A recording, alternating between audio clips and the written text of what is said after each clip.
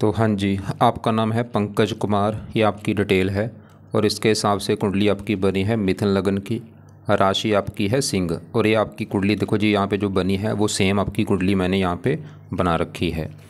आपने जो सवाल लिख के भेजे हैं कि आप के अभी काम काज में काफ़ी दिक्कतें आ रही, काफ़ी काम काज आपका जो स्लो हो चुका है, जो आप कोचिंग देते हैं बच्चों को पढ़ाने की, और भी आपने बोला दिक्कतें लाइफ में काफ़ी आ रही हैं, परेशानियां, चिंता हो रही है, पेट में दिक्कत आ रही है, ऐसा क्यों हो रहा है, कारण क्या है, आपने जानना है। पूरा हम समझेंगे कुंडली आपकी कैसी है। सबसे पहले ये समझो कि जो कुंडली होती है इसमें 12 घर होते हैं। 12 घर पहले आप समझ लो। ये है आपकी कुंडली में पहला घर है, ये है दूसरा घर, तीसरा घर, चौथा, पाँचवा, ये है छठा घर, सातवां, आठवां, नौवां, 10वां, 11वां और लास्ट वाला 12वां घर। अब ये जो 12 घर मैंने लिखे हैं, इन घरों से आपके जीवन के बारे में कुछ ना कुछ पता किया जाएगा। जैसे कि इस पहले घर से हम पता करेंगे आपका शरीर कैसा होगा, हेल्थ कैसी होगी, स्वभाव, रंग रूप कैसा, पहला घर देखना पड़ेगा।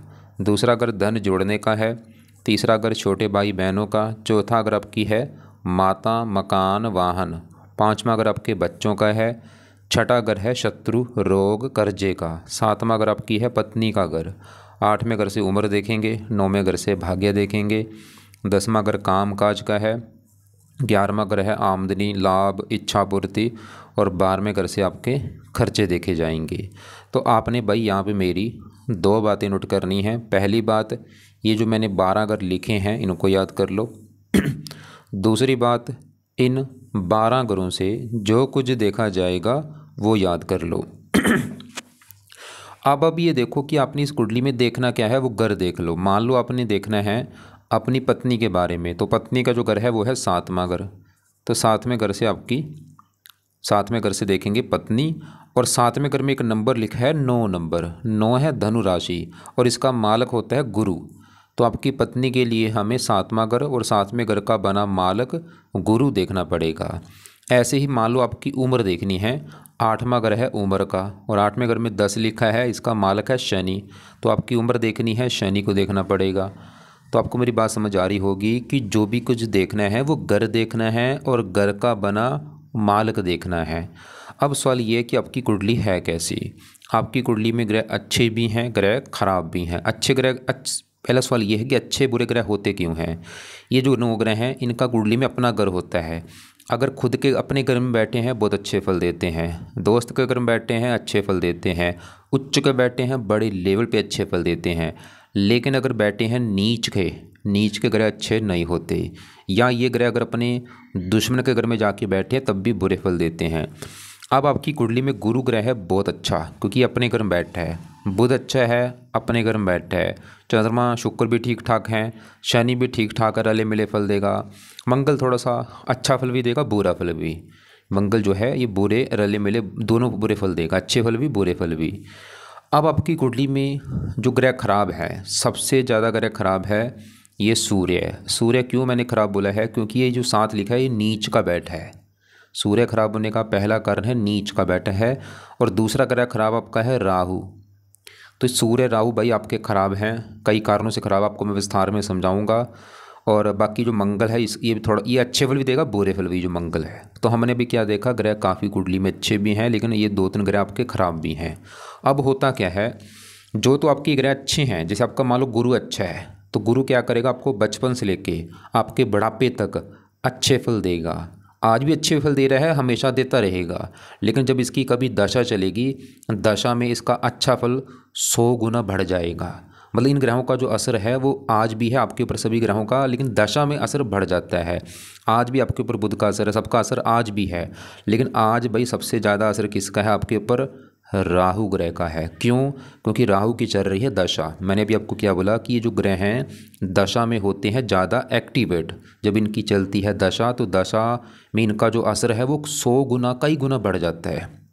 तो दशा जो होती है 2 प्रकार की होती है, एक तो होती है महादशा, एक होती है अंतरदशा। जो महादशा है ये काफ़ी बड़ी होती है और ये आपके ऊपर चल रही है राहु की। कब से चली है, 7वां महीना 23 में चली है और 41 में जाके ख़त्म होगी। मतलब 23, 24, 25 वही पिछले भाई 3 साल हो चुके हैं राहु की दशा चली को, और अभी देखो काफ़ी लंबी है, 15 साल की अभी भी पड़ी है। 18 साल, पूरे 18 साल की ये दशा होती है। तो अभी 3 साल हुए हैं, 15 साल अभी चलेगी और मतलब आज आपके जीवन में, ध्यान से मेरी बात समझ लो, आज असर सभी ग्रहों का, मैं फिर बोल रहा हूँ, आज असर सभी ग्रहों का है, लेकिन ज़्यादा असर इस राहु का है आपके ऊपर। असर का मतलब ये है कि आपके जीवन में जो कुछ हो रहा है ये राहु कारण है, और इसका असर है कितना, 80% आपके ऊपर राहु का असर है। और कुछ असर होता है 20% जिसकी होती है अंतर्दशा, और वो किसकी है, वो भी देखो राहु की है भाई। महादशा भी राहु की और अंतर्दशा वो भी राहु की, और ये भी 7 महीना 23 में चली है। और लेकिन ये अभी ख़त्म हो जाएगी तीसरा महीना 26 में, अगले साल में। ये तो चलो वही 7-8 महीने की दशा पड़ी है, ख़त्म हो जाएगी। लेकिन अब मतलब आज भी वैसे आपके ऊपर असर तो दोनों का ही है, मतलब राहु का असर ज़्यादा है भाई। देखो उसी की महादशा है, उसी की अंतर्दशा है, तो राहु का जानना बहुत ज़रूरी है कि राहु अच्छा है या बुरा है। और एक आपके ऊपर डेया भी चल रही है शनि की।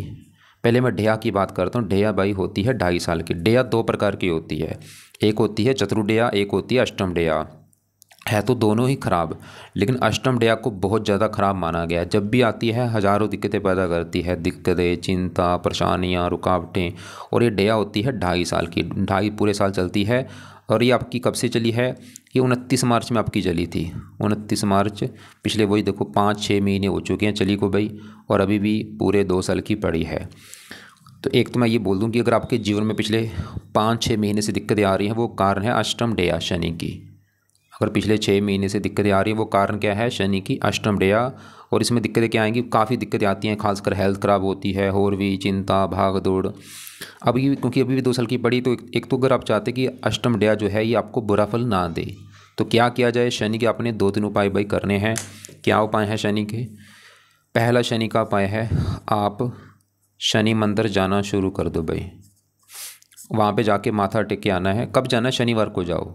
अगर घर के आसपास देख लो है वहाँ पे, यहाँ जहाँ पे आपका ऑफिस है, तो अगर आसपास ही है तो रोजाना जाओगे, अच्छी बात है। दूर है तो शनिवार को टाइम निकालो, जाके मंदिर में माथा टेको, प्रार्थना करो कि आपके मैं मंदिर इसलिए आया हूँ क्योंकि आपकी चल रही मेरे ऊपर अष्टम डेया, तो मैं चाहता हूँ आपका बुरा फल प्लीज़ मुझे ना मिले। दूसरा उपाय आपने करना है, शनि चालीसा का पाठ रात को पढ़ा करो या इसको सुना करो। और ये पाठ रोजाना पढ़ना है या सुनना है, कब? रात के समय। तो ये 2 उपाय हैं। मंदिर तो आपकी मर्जी है, चाहे शनिवार जाओ या रोजाना, लेकिन पाठ शनि चालीसा रात को ही पढ़ना है। और कब रोजाना पढ़ो भाई या सुन लिया करो। ये 2 उपाय हैं शनि के। अब आपकी बात करते हैं राहु, क्योंकि राहु का भाई असर है बड़ा, राहु की दशा है, इसका जानना जरूरी है कि अच्छा है या बुरा है। तो अगर मैं आपको बता दूं, राहु आपका भाई खराब है। वैसे भी देखो, एक मेरी बात समझ लो, ये जो 9 ग्रह होते हैं, ये राहु अच्छा ग्रह नहीं होता, ये दानव ग्रह होता है। जैसे गुरु क्या है, देवता है, मंगल देवता है, चंद्रमा देवता है, बुध देवता है, सूर्य देवता है, लेकिन राहु है दानव। सबको पता है दानव और देवता में डिफरेंट होता है। ये दानव की कैटेगरी में आता है। जब भी इसकी दशा आती है, जीवन में हज़ारों दिक्कतें आनी शुरू हो जाती हैं। मैं खाली आपकी बात नहीं कर रहा भाई, मेरा रोजाना का काम है, 10-20 कुंडलियाँ बनाता हूँ, पिछले कई साल हो चुके हैं। मैं तो खुद परेशान हूँ इससे। मेरे पास जितनी भी कुंडलियाँ आ रही हैं, राहु राहु। अगर 10 कुंडलियाँ बनाता हूँ रोजाना, 8 बनते ऐसे हैं जिनके ऊपर है राहु की दशा। मतलब सबसे ज़्यादा मेरे पास क्लाइंट आते हैं राहु की दशा वाले। क्यों? क्योंकि जब इसकी दशा आती है, बंदे का बुरा हाल हो जाता है, हज़ारों दिक्कतें आनी शुरू हो जाती हैं राहु की दशा आने पर। आपने देखना चाहिए, देख भी लो कब से दशा चली, 14 तारीख 7 महीना 23 से चली, पिछले पूरे 3 साल हो चुके हैं। देख लो आप चाहे कि पिछले 3 साल से आपको बहुत सारी चिंता, परेशानियाँ, काम धंधे में दिक्कतें, हेल्थ ख़राब होना आ रही होंगी। देख लो आप चाहे, 3 साल हो चुके हैं चली को, और अभी तो भाई 41 तक है ये दशा। चलो अभी कुछ राहत मिलेगी जब ये छोटी दशा खत्म होगी, तीसरा महीना 26 में। अब राहु को थोड़ा सा विस्तार में और जानते हैं। राहु जहाँ बैठा है ये है 5वां घर। पहले ये 5वां घर समझो किसका है? 5वां घर है आपकी संतान का घर। संतान कैसी होगी? 5वां घर, 5वां घर पढ़ाई का है, आपकी पढ़ाई। 5वां घर बुद्धि का है। 5वां घर और भी काफ़ी चीज़ें हैं। अब फार्मूला मैंने आपको बोला है, जो कुछ देखना है घर का माल का देखना। मान लो आपकी संतान देखनी है तो 5वां घर, और 5वें घर में लिखा है 7 है तुला राशि। माल किसका? शुक्र देखना पड़ेगा। शुक्र को देख के डिसाइड होगा आपके 5वें घर के बारे में। और शुक्र के अलावा 5वें घर में सूर्य और राहु आके बैठे, इन दोनों को भी देखना पड़ेगा। तो अब यहाँ पे पहले देखो सूर्य की अगर बात करूँ, चलो राहु से पहले मैं सूर्य की बात कर लेता हूँ। तो सूर्य आपका है बहुत ज़्यादा खराब। सूर्य भी खराब है कई कारणों से। पहला खराब होने का कारण सूर्य है कि सूर्य ये जो 5वें घर में बैठा है, वहाँ पे जो 7 लिखा है तुला राशि में, नीच का होके बैठा है। क्यों खराब है? नीच का बैठा। मैंने आपको पहले बोला नीच के ग्रह अच्छे नहीं होते। अब क्या सूर्य बुरे फल देगा? ये 5वें घर को खराब करेगा, पढ़ाई में दिक्कतें, संतान संबंधी चिंता और भी बुद्धि भ्रमित, और सूर्य की दशा में दिक्कतें बढ़ेंगी। और सूर्य खराब होने का एक और भी कारण है, साथ में ये राहु के बैठ के दोष बने, इसे कहते हैं, सूर्य राहु जब एक साथ बैठते हैं इसे कहते हैं ग्रहण दोष, सूर्य ग्रहण दोष। एक इसे इसे हम पित्तर दोष भी कहते हैं। सूर्य राहु जब एक साथ बैठते हैं इसे कहते हैं पित्तर दोष। मतलब सूर्य यहाँ पे कई कारणों से खराब है, नीच का है, ग्रहण दोष बना है, पित्तर दोष बना है, और ऐसा भी कहता है कि सूर्य जब नीच का होता है तो 1000 राजयोग नष्ट कर देता है। तो सूर्य, अब यहाँ पे देखो सवाल कि राहु जो है, अगर राहु यहाँ पे भाई अकेला होता फिर भी चलो थोड़ा बहुत काम चल जाता, लेकिन राहु भी यहाँ पे क्योंकि दोष बना है, भाई मेरी बात ध्यान समझ रहे होगे आप कि राहु भी खराब होने का कारण है ये जो सूर्य के साथ बैठ के दोष बना है ना, यहाँ पे ग्रहण दोष, पित्तर दोष, इसकी वजह से राहु खराब है। अब राहु देखो जी, एक और बात है, ये राहु बैठा आपको दिख रहा होगा 5वें घर में बैठा, मुझे भी दिख रहा है, किसी पंडित को दिखा लो वो भी बोलेगा कि राहु 5वें घर में बैठा है। लेकिन अगर इसको मैं चलित कुंडली में देखूँ, इसका आधा हिस्सा 6ठे घर के ऊपर भी है, मतलब राहु आपको 6ठे घर के भी फल देगा और 5वें घर के भी फल देगा, दोनों घरों के फल देगा ये। तो अब 5वें घर फल क्या देगा? 5वां घर है पढ़ाई का, राहु आपकी पढ़ाई में दिक्कतें पैदा करेगा। संतान का घर है, संतान संबंधी चिंता, बुद्धि भ्रमित होना। और राहु क्योंकि चलित में 6ठे घर के ऊपर भी 6ठा घर है रोग, तो राहु आपको रोगी बनाएगा, शत्रु बनाएगा, आपको कर्जदार बना, क्योंकि 6ठा घर कर्जे का है, आपको कर्जदार बना देगा। 6ठा घर कोर्ट कचहरी का है, आपको कोर्ट कचहरी के चक्कर लगाने पड़ सकते हैं। और आपने एक मुझे बोला था पेट को लेके, 5वां घर पेट का है, 6ठा घर भी पेट का है। 5वां घर है नाभि के ऊपर का हिस्सा और 6ठा घर है नाभि के नीचे का हिस्सा। तो राहु आपको पेट में दिक्कतें पैदा करेगा।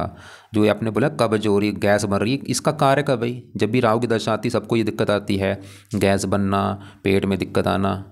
और आप ये भी देख लो चाहे कि जब से दशा आई आपको पेट में दिक्कत आ रही होगी। तो आपको मेरी बात समझ आ रही होगी मैं क्या समझा रहा हूँ। अब देखो राहु की दृष्टियाँ भी होती, मान लो 5वें घर से इसकी दृष्टि पड़ेगी, 5वीं 9वें घर के ऊपर भाग्य की हानि करेगा, 9वीं बढ़ेगी पहले घर के ऊपर, आपकी हेल्थ खराब, स्ट्रगल, चिंता, भाग दौड़, आपको गुस्सा भी बढ़ रहा होगा इसकी दशा में, गुस्सा बढ़ेगा, चिंता बढ़ेगी। आपने जैसे बोला ना अजीब सा डर लगता है, ये राहु की वजह से भाई, जब भी राहु की दशा आती है अजीब सा डर लगता है, भय लगता है कि मेरे साथ ये ना हो जाए, वो ना हो जाए। ये 11वें घर को आमदनी को लेकर दिक्कतें पैदा करेगा। ऐसे ही 6ठे घर से भी चलते, क्योंकि चलते में भी 6ठे घर के ऊपर भी है, तो 6ठे घर से 10वें घर को काम काज में दिक्कतें, धन की हानि। बस यार भाई आपको मैं गारंटी से लिख के दे सकता हूँ कि आपकी दिक्कतें आने का बड़ा कारण ये राहु ग्रह है। और आपने एक मुझे पहले भी बोला था, एक आपकी देखो पहले भी दशा जब निकली थी, ये देखो ये आपकी डिटेल है, ये कुंडली है, और अभी ये देखो ये राहु की दशा है। एक आपकी दशा पहले भी चली थी, जैसे पहले आपकी थी मंगल की दशा 16 से लेके 23 तक, और ये इसमें आपकी देखो यहाँ पे एक राहु की दशा चली थी। आपने जैसे बोला था ना 16 से दिक्कत आई, ये देखो ये राहु की दशा आपकी चली थी 10, 12, 16 से लेके 28, 12, 27, मतलब 16, 17 के बीच में आपकी थी राहु की दशा। आपने बोला भी था कि 16, 17 के बीच में भी काफ़ी दिक्कत आई थी, वो राहु की दशा थी उस समय। ये देखो उस समय लेकिन दशा छोटी थी, उसका असर कम था, लेकिन आज तो देखो बड़ी महादशा है। और तो एक तो मैं ये आपको क्यों समझा रहा हूँ, मैं बस ये आपको साबित करना चाह रहा हूँ कि आपकी दिक्कतें आने का कारण है राहु। बस आप दिमाग में बैठा लो कि दिक्कत राहु की वजह से आ रही है। और दूसरी बात ये यहाँ पे ये मत सोचना कि राहु आपका दुश्मन है, वो दुश्मनी कारण नहीं भाई, वो बस पिछले जो, क्योंकि जो कुंडली बनती पिछले कर्मों के हिसाब से हमारी बनती है, जो हम कर्म करते हैं उसका फल हमें मिलता है। कोई ऐसे कर्म हुए हैं उससे की वजह से ये दिक्कत लाइफ में आ रही हैं पिछले जन्मों के हिसाब से। बाकी देखो जी, और सूर्य राहु ये 5वां घर संतान का घर है, कई बार संतान संबंधी चिंता पैदा करते हैं, जैसे कि गर्भपात हो जाना, पत्नी का 1-2 बार गर्भपात कराना। एक तो भूल कभी गर्भपात मत कराना, कभी भी गर्भपात नहीं करना, ना करवाना है, ना किसी को सलाह देना, एडवाइस गर्भपात कराने की। ये ब्रह्म पाप होता है, किसी ने गर्भपात करा ले समझो उसके बुरे दिन शुरू हो जाते हैं। ये सूर्य राहु पिता का भी होता है, सूर्य पिता संबंधी दिक्कतें आएंगी आपको, सरकारी कामों में दिक्कतें बहुत सारी, क्योंकि सूर्य सरकार का कारक है भाई, सरकारी कामों में बहुत सारी दिक्कतें आनी आपके। सूर्य है मान प्रतिष्ठा कारक, मान हानि होगी अभी आपकी, राइट आंख में दिक्कत भी आती है। लेकिन अब मेन सवाल ये है करना क्या है भाई, बात सीधी सी ये है क्या किया जाए कि ये राहु सही हो जाए।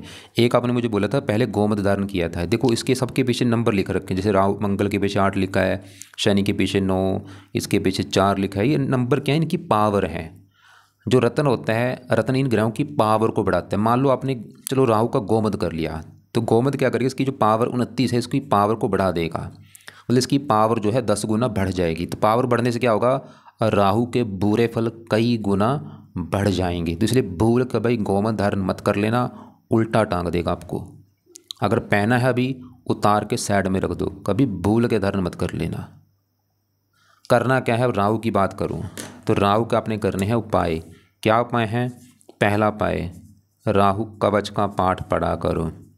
2 मिनट का पाठ है, रोजाना पढ़ना है या सुनना है। शाम के समय 2-3 बार ये पढ़ लिया करो या सुन लिया करो। दूसरा पाठ है राहु स्तोत्र का पाठ। तो ये दोनों पाठ अपना शाम मैंने देखो शाम को बोला, या शाम को या रात को, सुबह नहीं। तो शाम को बैठ के पढ़ने हैं या सुनने हैं। और तीसरा है राहु की वस्तु का दान करो जितना हो सकता है। दान ही इसको शांत करेगा, मतलब इसकी पावर जो 29 इसको 0 कर देगा, शांत हो जाएगा ये। और राहु के दान की वीडियो आपको मैं भेज दूंगा, वो देख लेना क्या है दान। वो दान आप चाहे रोजाना कर दो या हफ्ते में 3-4 दिन, वो आपकी मर्जी है। राहु का रंग है नीला, नीले कपड़े बिल्कुल बंद कर दो या कम यूज़ करो। अंडे मीट अगर खाते हो बंद कर दो, वो अभी चलो मैं बाद में बताता हूँ। चौथा पाय जो है, राहु जो है शिव जी का भक्त है। अगर आप शिव जी की पूजा उपासना करते हैं उससे भी राहु अच्छा होगा। या हनुमान जी हो गया, इससे भी राहु अच्छा होता है। दुर्गा जी से भी राहु अच्छा होता है। दुर्गा जी क्यों मैंने बोला, क्योंकि सबको पता है जब दानवों का नाश किसने किया था, दुर्गा जी ने किया था, या माता सरस्वती जी। तो ये जो मैंने 3-4 देवी देवता बोले हैं, इनकी पूजा उपासना से भाई राहु अच्छा होता है। आपको मैं यहाँ पे ये नहीं बोलूँगा कि सभी की पूजा उपासना कर लो, मतलब इनमें से किसी न किसी की पूजा उपासना आप जरूर करो। वैसे आपने बोला था आप हनुमान जी की करते हैं, चलो अच्छी बात है। आप हनुमान जी के लिए क्या करना वो समझो। हनुमान जी के लिए पहला काम है कि हनुमान जी के मंत्र आपने रोजाना जाना है। आपने बोला था मंगलवार जाते हो भाई, ऐसे टाइम वेस्ट मत करो, क्योंकि देखो खाना हम रोजाना खाते हैं। कोई भी काम रोजाना करेंगे उसका फ़ायदा लंबा होता है। मान लो एक बंदा जिम में अगर खाली हफ्ते को जाए, 1 हफ्ता जाए, मतलब रोजाना जिम ना जाए, उसको फ़ायदा इतना नहीं होगा। तो हनुमान जी के हो सके रोजाना मंत्र जाओ। रोजाना नहीं जा सकते, हफ्ते में कम से कम 4-5 दिन तो जरूर जाओ भाई। और हनुमान जी के जो पाठ है रोजाना पढ़ने हैं, ये नहीं कि खाली मंगलवार को पढ़ लिया, नहीं भाई। रोजाना पाठ पढ़ो, और रोजाना हो सके सुबह शाम पढ़ो। सुबह भी पढ़ो, शाम को भी पढ़ो। और पाठ इसके कई हैं, चेंज करके पढ़ा करो। कभी हनुमान चालीसा पढ़ लिया, कभी संकट मोचन पढ़ लिया, कभी बजरंग बाण पढ़ लिया, कभी अंगारक स्रोत पढ़ लिया, कभी हनुमान जी का जो मंत्र है वो कर लिया। ऐसे शिव जी का भी अगर आपका लगता है टाइम, तो शिव जी के मंत्र चले जाओ, शिव चालीसा पढ़ लो, ओम नमः शिवाय जाप कर लो, दुर्गा चालीसा पढ़ लो। बाकी बुरे कर्मों से बचना, बुरे कर्म जैसे कि मीट खाने से बचो, किसी का हक मत खाना, कभी भी बेईमानी से पैसा मत कमाना भाई।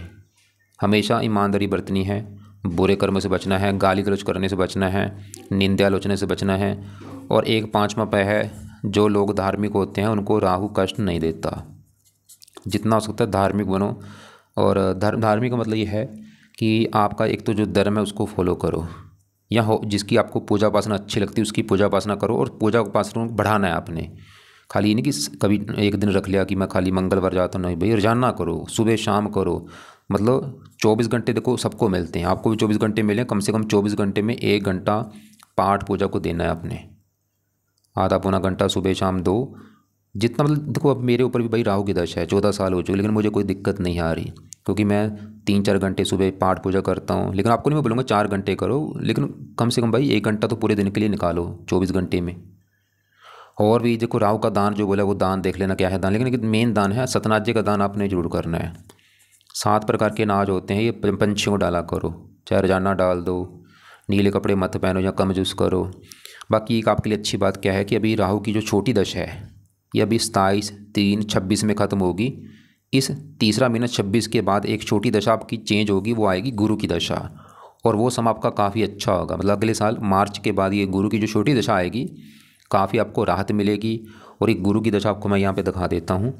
जैसे देखो जी, आज आपकी तो ये बड़ी दशा है राहु की, और यहाँ पे देखो छोटी दशा भी राहु की है। लेकिन ये गुरु की दशा मतलब बृहस्पति गुरु की दशा कब आएगी? 27/3/26 में चलेगी। कब तक चलेगी? 19/8/28 तक। ये समय आपका काफ़ी अच्छा होगा। किस किस किस किस मामले में अच्छा होगा? कामकाज के मामले, क्योंकि गुरु आपका बहुत अच्छा है। अब यहाँ पे देखो राहु की बात हो रही है। अब इसी घर में जो सूर्य बैठा है, सवाल कि ये जो दोष बना है, ग्रहण दोष, पितर दोष, कई दोष हैं, इनको कैसे सही किया जाए? एक तो राहु की जब आप ये उपाय करेंगे धार्मिक बनेंगे, दोष खत्म होगा, लेकिन साथ में सूर्य के भी उपाय करो। अब सूर्य के उपाय क्या हैं? सूर्य का जो पहला उपाय है, चलो ज़्यादा नहीं, चलो एक ही उपाय कर लो, वो है सुबह के टाइम एक तो सूर्य को जल दे दिया करो। दूसरा, आप सूर्य का दान कर दो, दान चाहे संडे को कर दो क्योंकि दशा भी है नहीं। और एक तीसरा उपाय जो कि सबसे बेस्ट है वो है सूर्य आदित्य हृदय सूक्त का पाठ पढ़ा करो। तो ये भाई 3 आपने उपाय करने हैं। जल तो रोजाना देना है, दान संडे को, और आदित्य हृदय सूक्त का पाठ पढ़ना है या सुनना है। कब? सुबह के टाइम। और लाल कपड़े इसके हैं, लाल इसकी पावर को बढ़ाएगा, लाल कपड़े भी कम यूज़ किया करो, मान के कभी धारण मत करना। अब बाकी ग्रहों की बात कर लेते हैं, बाकी ग्रह आपके कैसे हैं। अब यहाँ पे चौथे ग्रह में पहले बुध की बात कर दो। बुध आपका वैसे बहुत अच्छा है। चौथा घर पहले समझो किसका है। चौथा घर आपकी है माता, मकान, वाहन, भूमि, जमीन, जायदाद। और फार्मूला यहाँ पे वही है, घर का मालिक देखो, चौथे घर में 6 लिखा है, मालिक बुध देखना पड़ेगा। बुध कहाँ बैठा है, इसी घर में बैठा है। तो बुध क्यों अच्छा है, क्योंकि चौथा घर इसी का घर है, अपने घर में बैठा है। जैसे मान लो मेरा घर है और मैं अगर अपने घर में बैठा हूँ तो मैं अपने घर का हमेशा अच्छा करूँगा, अपने घर की रक्षा करूँगा, सफाई रखूँगा, वो काम यहाँ पे बुध करेगा। चौथा घर इसी का घर है, अपने घर का अच्छा करेगा। और चौथा घर है माता, मकान, वाहन। बुध आपको माता, मकान, वाहन, भूमि, जमीन, जायदाद ये सुख दे देगा। और बुध की दशा बहुत अच्छी जाएगी। और बुध इस पहले घर का भी मालिक है, जहाँ पे ये 3 लिख रखा है, मालिक बुध। और पहला घर आपका शरीर, स्वभाव, रंग रूप, पर्सनैलिटी, सर, मस्तक। बुध आपकी पर्सनैलिटी अच्छी करेगा, सेहत, स्वभाव, रंग रूप आपको बुद्धिमान बना देगा, और भी अच्छे फल देगा। और आपने जैसे बोला पढ़ाई का जो काम करी, इसी का काम है, पढ़ाने का काम, उसके लिए अच्छा है। चलिए ठीक है आपका। अब आपके यहाँ पे गुरु की बात करूँ, ये तो भाई बहुत अच्छा है, और गुरु हमेशा अच्छे फल दे रहा है। मैंने आपको जैसे बोला था, गुरु आज भी अच्छा है, कल भी अच्छा था, लेकिन दशा में अच्छे फल बढ़ेंगे। अब इसकी बड़ी दशा चलेगी आपकी 41 के बाद, काफ़ी लंबी दशा है वो तो। अभी चलो काफ़ी लंबी, अभी 15 साल पड़े हैं आने को, लेकिन छोटी दशा आएगी 27/3/26 के बाद, जो अभी आपको मैंने दिखाया भी था। तो गुरु का असर जो है वो बढ़ जाएगा उस समय इसकी दशा में। अब गुरु क्यों क्या अच्छे फल देगा, गुरु जहाँ बैठे, ये 10वां घर है। 10वां घर कुंडली में काम काज का होता है, जो आप काम काज करेंगे। 10वां घर पिता का होता है, सरकारी नौकरी का है, मान प्रतिष्ठा का है। और घर का फार्मूला है, घर का मालिक देखो, 10वें घर में लिखा है 12, मालिक कौन है, गुरु, और गुरु इसी घर में बैठा है। जैसे आपका बुध चौथे घर का मालिक अपने घर में बैठा है, गुरु भी अच्छा है, क्योंकि 10वां घर इसी का घर है, अपने घर में बैठा है, हंस योग बना हुआ है। तो गुरु 10वें घर का अच्छा कर देगा। 10वां घर काम काज, गुरु आपके काम काज के लिए बहुत अच्छा है। 10वां घर पिता के लिए अच्छा है, सरकारी नौकरी का योग दिखा रहा है, मान प्रतिष्ठा अच्छी। और गुरु के जुड़े आप काम भी करेंगे, आप ये जो पढ़ाने का काम है, ये गुरु का भी काम है भाई। और गुरु इस कुंडली में एक और घर का मालिक है, 7वें घर का, जो कि है पत्नी का घर। पत्नी 7वें घर से, 7वें घर में 9 लिखा है, मालिक गुरु। गुरु आपको पत्नी का सुख भी अच्छा दे देगा, पत्नी आने के बाद भी आपको फ़ायदा होगा। हो सकता है आपकी पत्नी भी काम काज करने वाली हो। और गुरु की 3 दृष्टियाँ हैं, 5वीं यहाँ पे दूसरे घर के ऊपर उच्च राशि धन देगा आपको। चौथे घर को देख रहा, मकान वाहन का सुख दे देगा। लेकिन मैं फिर बोल रहा हूँ, आज भी अच्छे फल दे रहा है, लेकिन दशा में अच्छा आज समझ लो असर इसका इतना है थोड़ा सा, लेकिन जब इसकी दशा चलेगी, असर जो है ये 100-200 गुना बढ़ जाएगा। और इसकी छोटी दशा तो अभी चलेगी, तीसरा महीना 26 के बाद, बड़ी दशा आएगी 41 के बाद। अब आपके बढ़ते हैं, हमने अभी गुरु की बात की, बुध की बात की, अब यहाँ पे बात करते हैं, ये दूसरे घर की बात करता हूँ। दूसरा घर है धन जोड़ने का घर। कितना धन जोड़ेंगे, दूसरा घर, दूसरे घर में लिखा है 4, कर्क राशि, मालिक चंद्रमा। चंद्रमा को देख के डिसाइड होगा आपके धन जोड़ने के बारे में। और चंद्रमा के अलावा धन के घर में, दूसरे घर में शनि बैठा है, शनि को भी देखना पड़ेगा। अब शनि जो है ये दूसरे घर में, धन के घर में बैठा है, चंद्रमा के घर में, और चंद्रमा को अपना दुश्मन मानता है। सवाल ये कि शनि अच्छा है या बुरा, भाई रले मिले फल देगा, ये अच्छा फल भी दे देगा, बुरा फल भी। क्योंकि ये जहाँ बैठे दूसरे घर में, धन के घर में, शनि का, आपको एग्जाम्पल समझाता हूँ। मान लो मेरा घर है, मेरे घर में एक मेरा दुश्मन आएगा, दुश्मन आके घर में नुकसान करेगा। वो कभी मेरा टीवी तोड़ दिया, कभी फ्रिज तोड़ दिया, वो काम यहाँ पे शनि करेगा। दूसरा घर जो धन का घर है, वो चंद्रमा का घर है, चंद्रमा को दुश्मन मानता है, इसकी वजह से धन को थोड़ा सा नुकसान देता रहे, मतलब धन खर्च होना, धन की हानि होना, धन कहीं पे फंस जाना, धन को लेकर चिंता होना।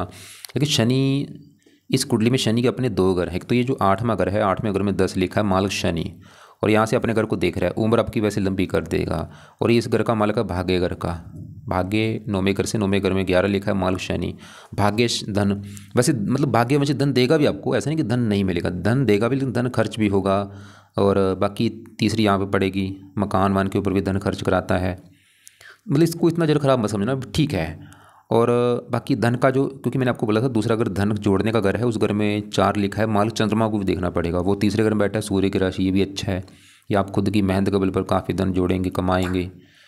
देखो यहाँ पे ध्यान समझ लो, असर आज आपके ऊपर सभी ग्रहों का है, बस ज़्यादा असर आज राहु का, मतलब ज़्यादा चलेगी राहु की। जैसे होता है ना, सरकार आज मान लो मोदी की सरकार है, मोदी चलाएगा अपनी, ऐसे आज आपके ऊपर जितने भी ग्रह हैं, ठीक है, जो भी अच्छे बुरे हैं, लेकिन चलेगी ज़्यादा राहु की, क्योंकि उसकी दशा है। बाकी आपका यहाँ पे शुक्र भी ठीक है, ये 5वें घर का मालिक है, अपने घर से 11वें घर में, संतान, पढ़ाई, बुद्धि के लिए अच्छा है। और हाँ, मंगल थोड़ा सा गड़बड़ करेगा, क्योंकि ये जो पहला घर है, यहाँ पे ध्यान समझो, 7वां घर किसका था, पत्नी का, पाँचवा बच्चों का, चौथा माता, तीसरा छोटे भाई बहन। ऐसे जो पहला घर है ये आपका घर, भाई आप जो हैं, आपने जो कुंडली मुझे भेजी आपकी बात कर रहा हूँ, ये पहला घर आपके बारे में बताएगा कि आप कैसे होंगे, आपका शरीर कैसा होगा, स्वभाव रंग रूप कैसा होगा, पहला घर। और घर का हमने देखना है मालक, पहले घर में 3 लिखा है मालक बुध, तो बुध को देख के पता चलेगा आपके बारे में। और बुध तो अच्छा है कि आपका शरीर अच्छा होगा, हेल्थ अच्छी, स्वभाव रंग रूप अच्छा, लेकिन पहले घर में जो मंगल बैठा है मंगल को भी देखना पड़ेगा आपके बारे में अगर जानना है। और मंगल पहले घर में बुध के घर में बैठा है, बुध को ये भी दुश्मन मानता है। और मंगल जो है एक तो दुश्मन के घर में बैठा है, ऊपर से मंगल राहु के नक्षत्र में बैठा है, ये बुरी बात है। और ये थोड़ा सा इस कुंडली में मार्केश है, मतलब मंगल बुरे फल क्या देगा। ये मंगल का अपना घर है, ये छठा घर, छठे घर में देखो 8 लिखा हुआ है मालक मंगल। और छठा घर होता है रोग शत्रु कर्जा, मतलब रोग चला गया सर के ऊपर, मंगल आपको रोगी बनाएगा, शत्रु बढ़ाएगा, छठा कर्जा सर के ऊपर आपको कर्जदार बनाएगा, रक्तचाप होना, ब्लड प्रेशर होना, एक्सीडेंट में चोट लग जाना, और क्रोधी बनाएगा, जिद्दी बनाएगा, गुस्से वाला भी बनाएगा, लड़ाकू बनाएगा। खासकर मंगल की दशा में चीज़ें बढ़ेंगी। और अभी जैसे राहु की दशा चली, इससे पहले आपकी थी मंगल की दशा, उसमें भी दिक्कतें आपको आई होंगी, ये भी कन्फर्म है। ये देखो जैसे राहु की दशा इससे पहले मंगल की दशा 16 से चली थी 23 तक, लेकिन चलो मंगल क्योंकि देवता है वो भी, अगर उसने बुरे, क्योंकि ऐसा नहीं कि बुरा है, ये अच्छा भी देगा, क्योंकि ये मंगल, ये जो 11वां घर है ये भी मंगल का घर है, क्योंकि 11वें घर में 1 लिखा है मालक मंगल। ये 11वां घर होता है आमदनी लाभ, मतलब फिर भी आपको आमदनी देता रहेगा, लाभ देता रहेगा। बाकी चौथी पड़ेगी यहाँ पे 7वीं पत्नी करके, थोड़ा सा पत्नी से भी मनमुटाव कराता है। बाकी मंगल के लिए आप क्या करो, क्योंकि मंगल दोष की वजह से थोड़ा सा हेल्थ ख़राब होना, कर्जा शत्रु बढ़ना, इसके लिए आप हनुमान जी की पूजा उपासना करो। हो सकता है देखो आप हनुमान जी के भाई पूजा उपासना कर रहे हो सकता है आपका जो दिक्कतें इतनी थी वो कम हो चुकी हैं, मतलब आपको अगर दिक्कतें आ रही हैं आज लाइफ में, वो हो सकता है थोड़ी सी आ रही हैं या कम आ रही हैं, क्योंकि उसने कंट्रोल कर रखा है हनुमान जी की पूजा उपासना ने। लेकिन आप क्या कर रहे हैं, खाली मंगलवार को कर रहे हैं भाई, आप थोड़ी सी पूजा कर रहे हैं। दुनिया का यही काम है, पाठ पूजा थोड़ा करते हैं, मांगते ज़्यादा हैं कि भाई ये भी दे दो, ये भी दे दो, लेकिन पाठ पूजा कितना करते हैं, थोड़ा सा करते हैं बस, कभी चले गए मंदिर कभी ना गए, और मांगते हैं ज़्यादा, ये भी दे दो वो भी। तो आपको भाई बोल रहा हूँ जितना हो सकता है पाठ पूजा ज़्यादा करो, जितना ज़्यादा करो उतना फ़ायदा है। तो टोटल बस निचोड़ ये है कि आपकी जो भी दिक्कतें परेशानियां हैं वो कारण बड़ा है राहु, क्योंकि उसकी दशा है, उसी की अंतर्दशा है। और बाकी इसके पाठ को जो मैंने बोले हैं वो करो। एक आपको वीडियो भेजूंगा राहु के दान वाली, वो देख लेना, और राहु की महादशा जब आती है वो क्या उपाय किए जाते हैं वो भी आप देख लेना। और बाकी आपको मैंने बोला शनि की डेया भी है, जो आपकी लाइफ में दिक्कतें आ रही है वो डेया भी करना, अष्टम डेया पिछले 5-6 महीने हो चुके हैं। और डेया कैसे दूर होगी, शनि की डेया, शनि के ये जो 2 उपाय हैं वो करो, शनि मंदिर जाओ, शनि चालीसा पढ़ो, और ये शनि के उपाय करने से राहु भी अच्छा होगा। और धर्म को जितना हो सकता है फॉलो करो, हनुमान जी के पाठ को बढ़ाओ, सुबह शाम पाठ करो, मंदिर जाओ जितना हो सकता है, सूर्य को जल दो, सूर्य का पाठ पढ़ लो, सूर्य का दान कर लो। बाकी इन ग्रहों के दूसरे ग्रहों के उपाय है नहीं, ज़रूरत नहीं, बुध के रहने दो, गुरु के रहने दो। और एक आपने हाँ और बोला था, आपने अभी 3 रत्न धारण कर रखे हैं भाई, आपने बोला नीलम कर रखा है, बुध का पन्ना कर रखा है, शुक्र का कर रखा है। रत्न मैंने अभी क्या बोला, पावर को बढ़ाता है। मान लो बुध का सवाल कि बुध का पन्ना कर सकते हैं, जो नहीं बिल्कुल कर सकते हैं, क्योंकि बुध अच्छा है, बुध की पावर बढ़ेगी। शनि का नीलम भाई धारण मत करो, क्योंकि वो दुश्मन घर में बैठा है, 8वें घर का मालक है। शनि का नीलम उतार के रख दो। शुक्र का रत्न दान करने से आपको फायदा भी है, नुकसान भी है, क्योंकि बाहर में घर का स्वामी खर्चे बढ़ जाएंगे। कई बार क्या होता है रत्नों का उल्टा नुकसान होता है। खाली मैं बोलूँगा बुध का पन्ना पहने रखो, बाकी सभी रत्न उतार के रख दो। और पन्ना भी अपने राइट हैंड की छोटी उंगली में पहनना है, चांदी में जड़वा के। रत्न बहुत सोच समझ के धारण होते हैं, वेट के हिसाब से होते हैं, सही पक्ष में धारण किए जाते हैं। रत्न अच्छी क्वालिटी का होना चाहिए, डुप्लीकेट कर लिया उल्टा नुकसान होगा। एक तो जितने भी रत्न हैं सब कुछ उतार के रख दो, खाली बुध का पन्ना पहन लो। और पन्ना भी मैंने बोला राइट हैंड की इस उंगली में पहनना है, और वो लिख के भेज देना कितने रत्ती का आपने पहन रखा है। और इसके अलावा बाकी देखो हो सके भजन कीर्तन सुना करो, नाम जरूर जपना आपने। जैसे नाम देखो, क्योंकि नाम बहुत ज़रूरी है। जैसे इसमें से आप कोई भी एक नाम रख लो, इस जैसे आपको चाहे कृष्ण जप लो, अल्लाह जप लो, वाहिगुरु जप लो, हरि जप लो, राम नाम जरूर जपना। कब जपना है, सुबह जपना है। सुबह अपना 10-20 मिनट, आधा घंटा, चाहे 5 मिनट जपो भाई, जपना जरूर है। बैठ जाओ सुबह अपना पूजा स्थान जो आपने बना रखा है वहाँ पे बैठ के हाथ जोड़ के आंखें बंद करके, आपको लगता है कि मैं कृष्ण जप सकता हूँ, कृष्ण जप लो। हरे कृष्णा हरे कृष्णा, कोई भी जप लो, राम जप लो, राम राम। तो नाम भी जपना है, भजन कीर्तन लगा के रखो दुकान में, जो भी आपकी शॉप है, ऑफिस है, पूरा दिन भजन कीर्तन चलना चाहिए। और बाकी गीता रख लो, गीता पढ़ा करो। मेन आपको देखो मैं क्या समझा रहा हूँ भाई, ये समझा रहा हूँ बस धर्म को फॉलो करो, धार्मिक बनो भाई, कोई लाइफ में दिक्कतें नहीं आएंगी। तो उम्मीद करता हूँ आपको जो समझाया समझ आ चुका होगा। रत्न जो भी हैं उतार के रख दो और पाठ पूजा को बढ़ाओ। और बाकी हाँ, आगे जो गुरु की दशा आएगी वो समय आपका काफ़ी अच्छा होगा। और गुरु एक तो वैसे भी देवता है और वैसे भी आपका बहुत अच्छा है। ये मार्च 26 के बाद छोटी दशा आएगी, 2-3 साल की दशा है। इसके अलावा आपको लग रहा है कि अभी भी कोई बात समझ आपकी नहीं आ रही आपको मेरी, तो आप मुझे चाहे कॉल करके पूछ लेना। शनि के भी उपाय शुरू कर दो, क्योंकि अष्टम डेया भी चल रही है आपकी।